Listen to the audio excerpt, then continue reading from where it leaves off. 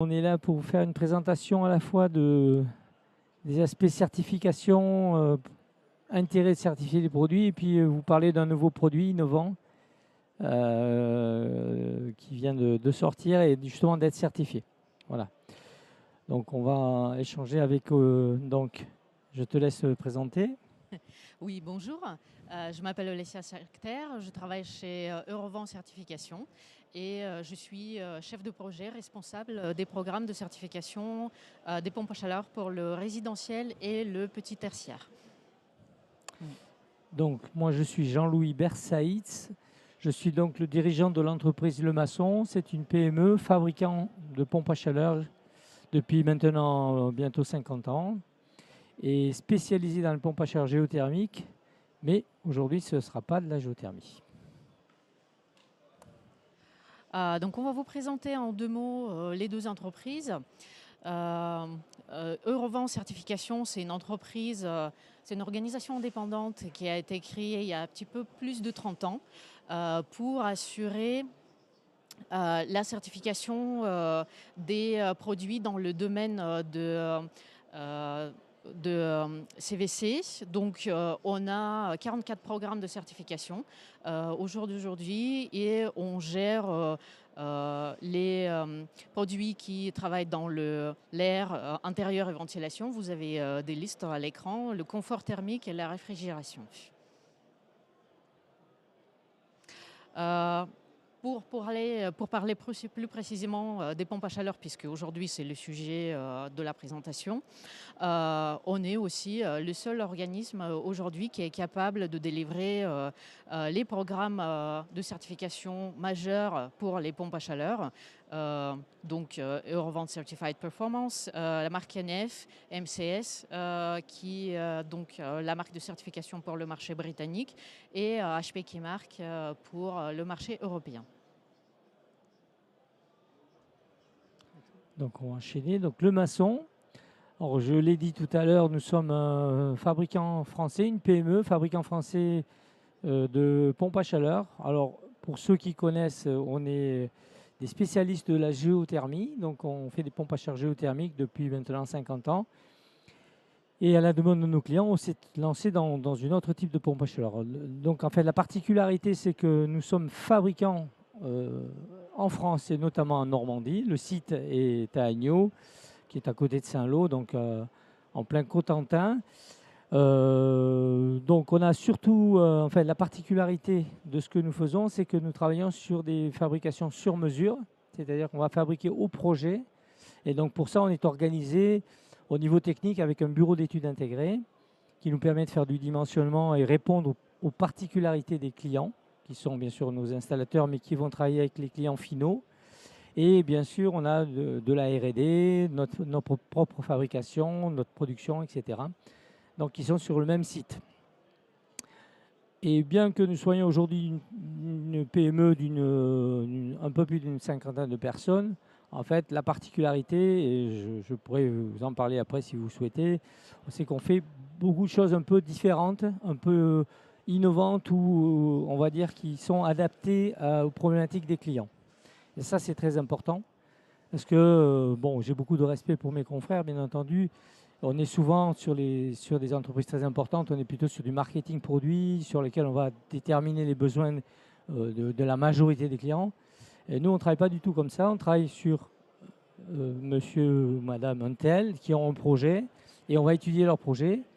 Alors, bien entendu, on va adapter la solution, voire parfois travailler sur une solution totalement originale de captage ou de pompe à chaleur elle-même. Voilà. Donc ça, c'est vraiment notre ADN, on va dire. Et donc, ça fait qu'on fait des systèmes qui sont tout à fait dédiés aux gens à qui on va les vendre. Donc, et notamment, on a des bancs d'essai donc dans l'usine qui nous permettent de valider la solution pour le client avant qu'elle soit livrée chez le client et installée par les installateurs. Alors, par rapport à ça, bien sûr, on est sur des appareils et des dispositifs, des systèmes qui sont extrêmement durables. Non, il faudrait revenir en arrière, s'il te plaît. Je n'ai pas fini. Attends, voilà. Donc, en fait, si vous voulez, donc, ce qui fait que comme on veut que ça dure longtemps, nos procédés constructifs sont adaptés, c'est-à-dire qu'une machine peut revenir au bout de 20 ans à l'usine, on saura la réparer et la remettre de nouveau à disposition du client. Donc ça, c'est très important. Et notamment, bien sûr, on pratique le confinement total des groupes thermodynamiques, ce qui nous permet d'avoir des machines qui durent très longtemps. Voilà. Donc là, on va y aller sur le suivant. Voilà. Et donc, je vous ai parlé de géothermie. On est donc reconnu et connu pour cette technologie qui est extraordinaire. Mais beaucoup de nos clients nous disaient, bon, ben, c'est dommage, ce serait bien aussi que vous nous fassiez une PAC qui travaille sur l'air. Et donc, en fait, on a relevé le challenge. Et aujourd'hui, donc, on a sorti un nouveau produit. Alors, l'Alter, ce n'est pas par hasard. C'est que, bon, il travaille sur l'air, bien sûr, mais c'est aussi une alternative à la géothermie. C'est-à-dire, nous, on propose toujours une géothermie parce que c'est toujours le meilleur système. Et quand ce n'est pas possible, il n'y a pas de terrain ou le client ne souhaite pas cette technologie, on peut lui proposer celle-ci. Alors, la particularité de cette machine, j'ai dit tout à l'heure qu'on essayait de trouver des solutions à des problématiques. Et il s'avère que la problématique essentielle des systèmes en aérothermie, c'est que la température de l'air fluctue. Donc ça, bon, malheureusement, on n'y peut rien. Ça fait partie, je dirais, de ce qui nous entoure. Mais par contre, le fait de prendre cette énergie dans l'air, en fait, aujourd'hui, on se retrouve souvent avec ce qu'on appelle un problème de givrage, c'est-à-dire l'air devenant plus froid. Les molécules d'eau vont venir se figer sur la partie évaporateur, la partie qui capte l'énergie sur l'air. Et ça va créer donc un phénomène de givrage qui va obstruer complètement l'évaporateur. Donc, toutes les machines de France, de Navarre et d'ailleurs sont obligées de s'arrêter pour dégivrer, puis repartir. Donc, nous, on a trouvé une solution originale qui nous permet d'avoir une machine qui n'a pas besoin de s'arrêter et qui peut dégivrer gratuitement. Donc, je vais vous expliquer ça un peu plus loin. Donc, bien sûr, comme c'est une machine qui arrive aujourd'hui, bon, on l'a développée avec un fluide naturel, donc il n'y a pas d'impact, donc en l'occurrence le propane ou R290. Et comme nos fondamentaux font que on fabrique de l'eau chaude instantanée avec nos machines depuis toujours, ben cette machine-là fait aussi de l'eau chaude instantanée, donc ce qui est le système le plus performant. Voilà. Et bien entendu, on a terminé par les fondamentaux qu'on applique sur nos géothermies, c'est-à-dire une machine qui sera aussi, vous pouvez vous asseoir monsieur, pas de problème, qui va aussi être réparable, alors sur site ou en usine, et donc qui vous permettra d'avoir une solution qui va durer longtemps. Voilà. Donc si tu veux passer à la suivante, voilà. Ici c'est pour vous expliquer un petit peu le principe de cette innovation en fait. Alors la grande majorité des machines que vous avez sur le marché en fait, elles ont un évaporateur, un compresseur, un condenseur et un détendeur, c'est-à-dire qu'on va prendre de l'énergie dans l'air, comprimer cette énergie, comprimer le fluide frigorigène pour le faire monter en pression, pour pouvoir ensuite le distribuer dans le chauffage, le système de chauffage ou de production d'eau chaude. Et ensuite, on va détendre, etc. Donc ça, c'est le fluide, le concept classique d'une pompe à chaleur. Et ici, l'originalité, c'est que nous avons deux évaporateurs. Alors évidemment, vous allez me dire, ah bah oui, c'est pas très malin. Ben si, parce qu'en fait, la particularité, il y a une deuxième astuce dans la machine qui nous permet, en fait, et qui a été l'objet d'un brevet, c'est que pendant que j'utilise cet évaporateur comme toutes les autres machines, ben cet évaporateur va givrer, c'est la nature, c'est la physique, on n'y peut rien. Mais pendant ce temps-là, je vais réutiliser de l'énergie gratuite que je vais extraire de mon système thermodynamique et je vais dégivrer le deuxième évaporateur. Celui que vous avez en vert est en train de se faire dégivrer pendant que le premier est en train d'être utilisé. Et il y a suffisamment d'intelligence dans la machine, ça c'est l'objet du deuxième brevet, pour ensuite switcher d'évaporateur. C'est-à-dire que une fois que le premier commence à givrer, on va passer sur le deuxième qui a été dégivré, on va l'utiliser et pendant ce temps-là, on va dégivrer le premier. Alors ça fait maintenant bientôt 4 ans qu'on a des machines en test sur le terrain, parce que on ne voulait pas décevoir nos clients. Et donc, aujourd'hui, on a donc ce phénomène qui marche très bien. Et la machine n'est pas brutalisée puisqu'elle continue à produire. Elle n'a pas d'inversion frigorifique ou des choses comme ça qui sont relativement brutales, qui sont délétères pour la durée de vie. Et la machine, la particularité, c'est qu'elle continue toujours à produire de l'eau chaude ou du chauffage, c'est-à-dire qu'elle ne s'arrête jamais. contrairement à toutes les autres machines, comme je l'ai dit tout à l'heure. Et cerise sur le gâteau, c'est que quand c'est possible, puisque nous avons 2 évaporateurs à notre disposition, nous allons utiliser les 2 évaporateurs dans des moments plus favorables. Et on est aujourd'hui à plus de 40% du temps avec les 2 évaporateurs, non pas pour être plus puissant, mais pour être plus performant. Donc ça veut dire que c'est une machine qui va être très performante. On le verra avec les certifications. Voilà. Donc c'est ça le principe que je résumais ici avec ces 3 petits schémas qui font que cette machine est originale par rapport à toutes les productions que vous pouvez voir sur le marché aujourd'hui. Voilà. Donc c'est résumé ici. La particularité, c'est que ce dégivrage est gratuit, donc peut se faire en temps masqué et n'altère pas du tout les performances de la machine.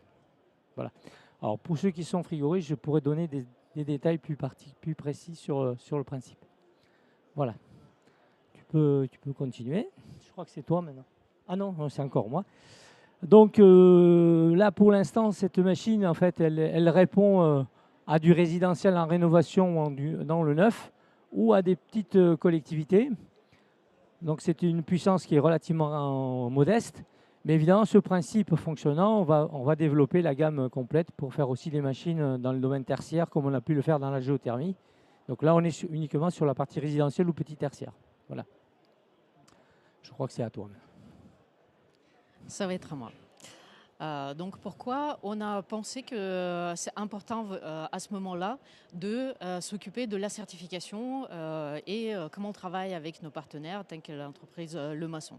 C'est-à-dire qu'on sait que quand un fabricant va sortir une nouvelle machine sur le marché, il va devoir se conformer à un certain nombre de réglementations et il doit fournir un certain nombre d'informations au bureau du Sud, aux utilisateurs finaux, de façon à pouvoir prouver que sa machine est conforme et qu'elle est utilisable, mais aussi pour permettre au personnel technique de pouvoir l'intégrer dans les systèmes assez rapidement.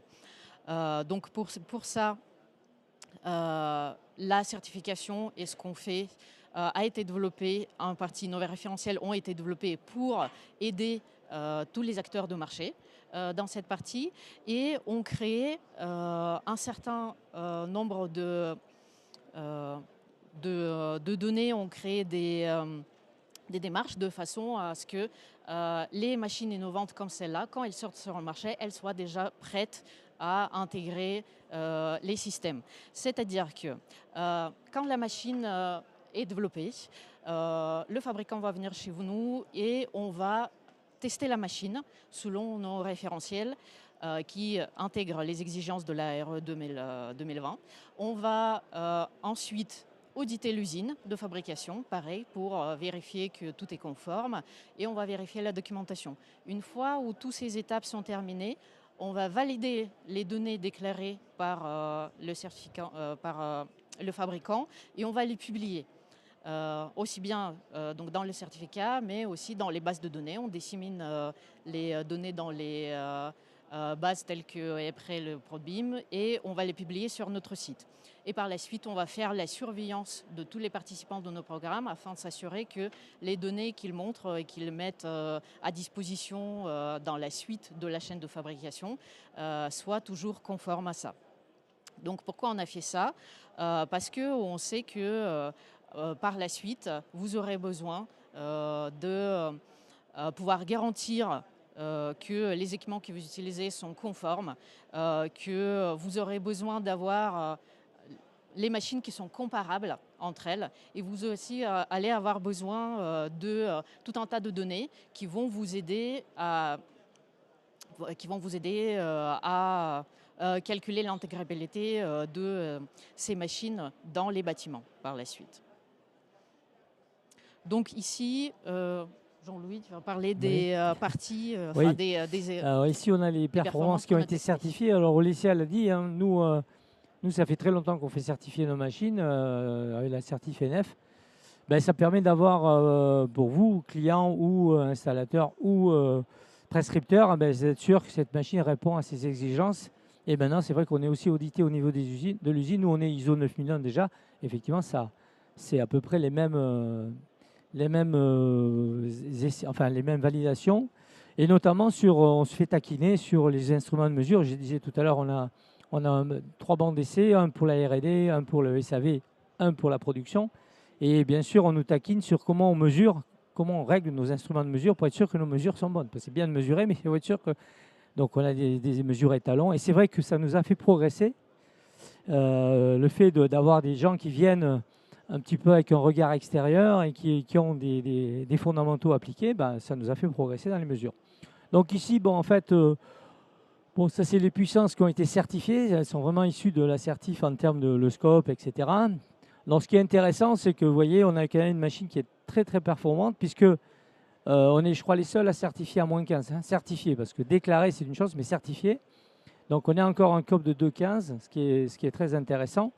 Et donc ce qu'il faut savoir, c'est que cette certification a été faite en utilisant un seul évaporateur et non pas les deux. Donc pour la petite histoire, on a vraiment joué le jeu de façon à ce que le client, quand il a chez lui, il va avoir des COP qui seront légèrement meilleurs que ce qu'on a sur nos géos. Donc ça, c'est un petit peu notre façon de faire. On annonce des résultats et chez les clients, c'est toujours un peu mieux. Voilà.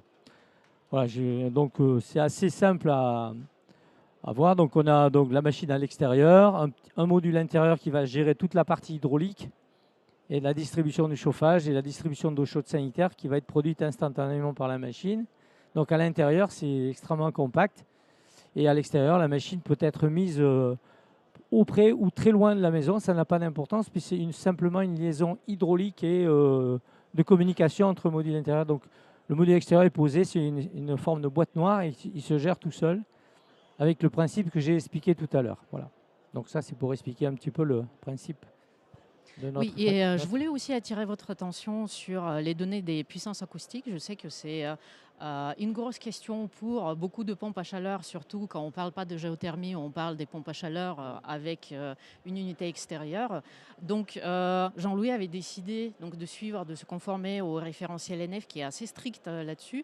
Et ce qui nous différencie d'autres types de certifications que vous pouvez trouver en marché, c'est que c'est les données acoustiques qui sont mesurées à pleine charge.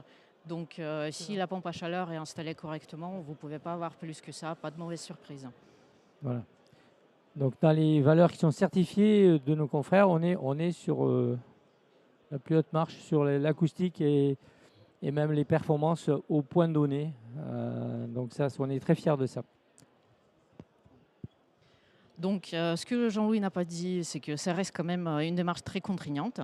Donc, les fabricants français qui se soumettent de façon volontaire à ces contraintes, ils font ça dans le souci de qualité et dans le souci de pouvoir donner le plus... Pardon. Je me suis laissé distraire. Et donc, dans le souci de sortir le produit le plus performant possible sur le marché. Ici, sur cette slide, vous voyez plusieurs façons dont aujourd'hui la législation permet de valider les données.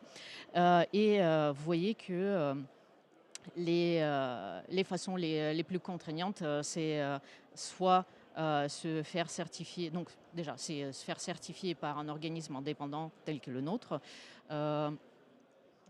mais ça a un avantage aussi pour les fabricants, c'est-à-dire et pour vous en tant qu'utilisateur par la suite, c'est-à-dire que si jamais vous avez installé une machine, si à la sortie vous avez un claim, si quelqu'un qui n'est pas content qui vient vous challenger sur ce que vous avez fait, si votre machine est certifiée de façon indépendante chez nous ou selon nos référentiels, vous n'aurez pas de pénalité sous la RE 2020, ce qui vous permettra aussi d'assurer à ce que les chantiers se passent de façon la plus fluide possible.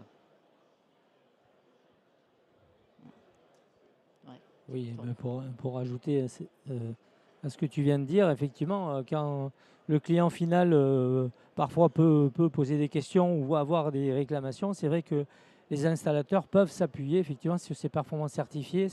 C'est quelque chose qui valide effectivement la qualité ou en tout cas la fiabilité des résultats. Donc effectivement ici on a un petit peu résumé ce que ça apporte au client, hein, le client utilisateur. Donc il a des performances qui ont été validées selon un référentiel, donc il ne part pas un petit bonheur parce qu'on sait tous que, comme on dit chez nous, le papier ne refuse pas l'encre. Parfois On a des choses qui sont, nous, professionnels, qu'on trouve un petit peu aberrantes, mais malgré tout, les clients finaux ne sont pas des sachants, donc peuvent y croire.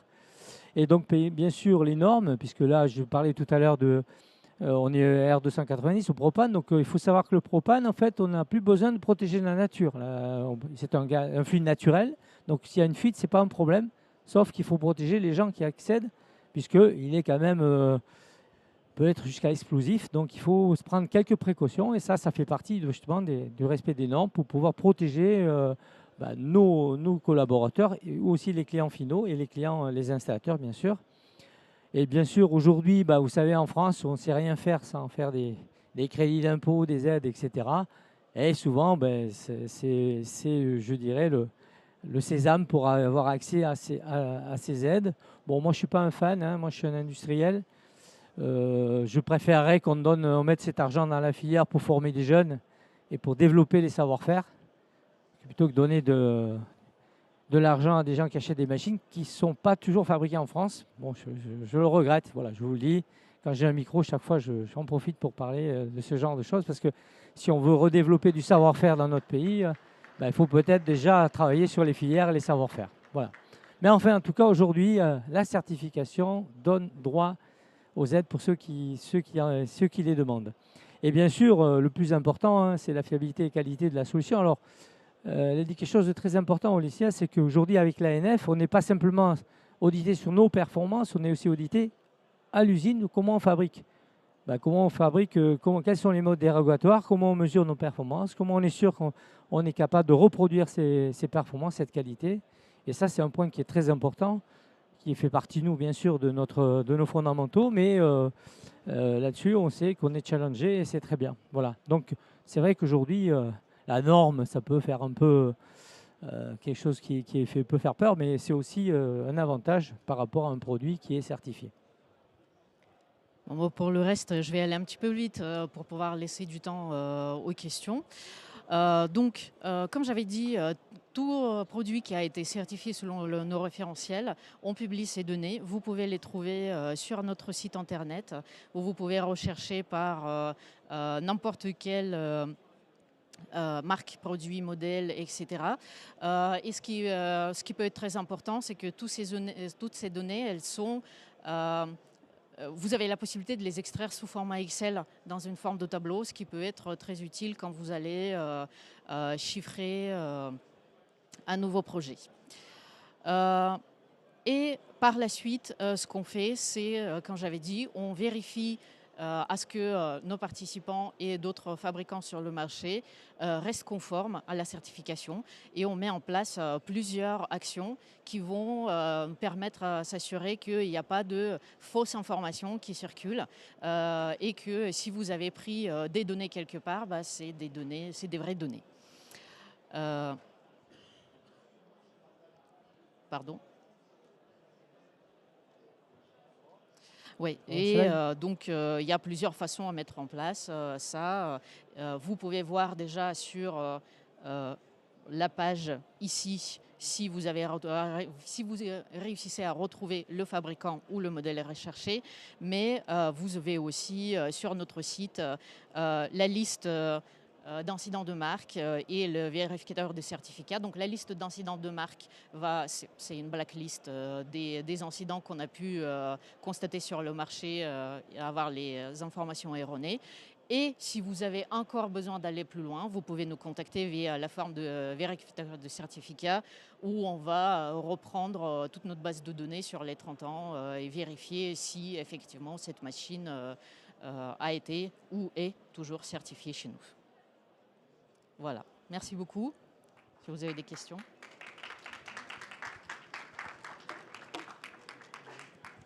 C'est vachement mieux le casque. On vous écoute.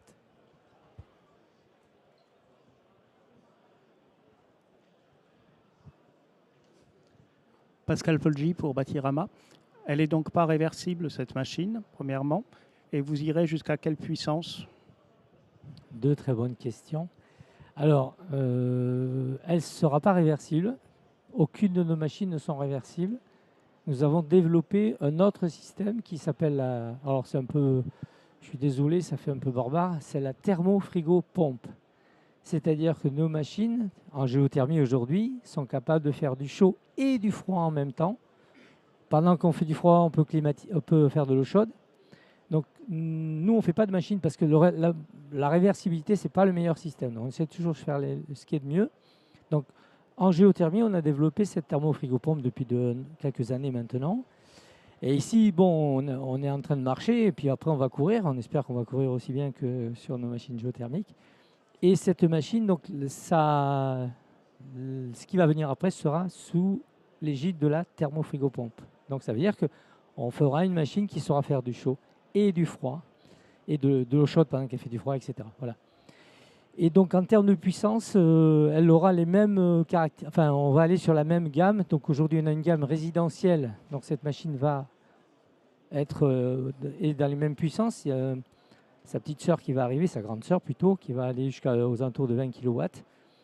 Et ensuite, on va faire développer la gamme tertiaire, donc sur lesquelles nous, on est sur du modulaire jusqu'à 50-60 kW. Et puis après, on passe sur plusieurs modules. Donc, on sera sur la même logique. Voilà.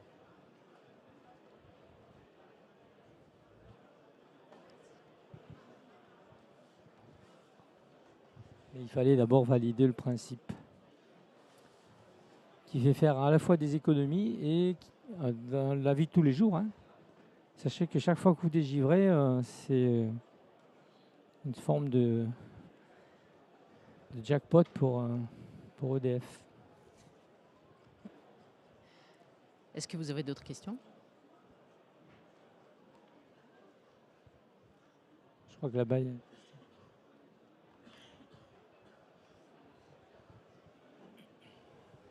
Bonjour, Monsieur Després, Delta Géothermie, installateur.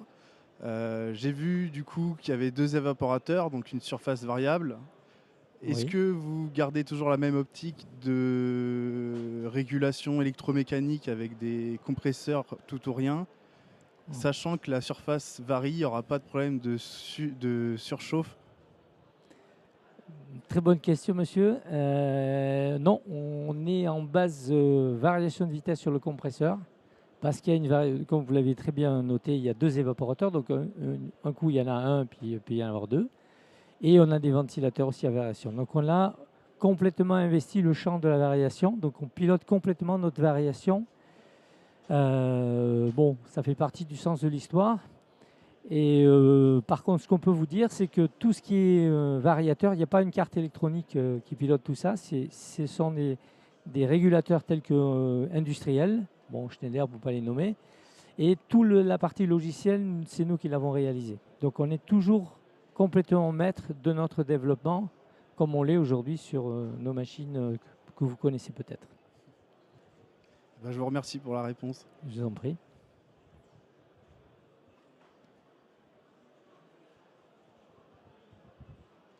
Bon, si vous avez envie de discuter un petit peu plus en détail, je vous invite de nous retrouver sur notre stand. Il y aura Jean-Louis et moi-même, et puis on est disponible pour continuer la discussion. Voilà.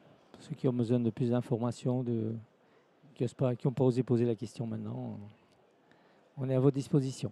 Merci beaucoup pour votre écoute.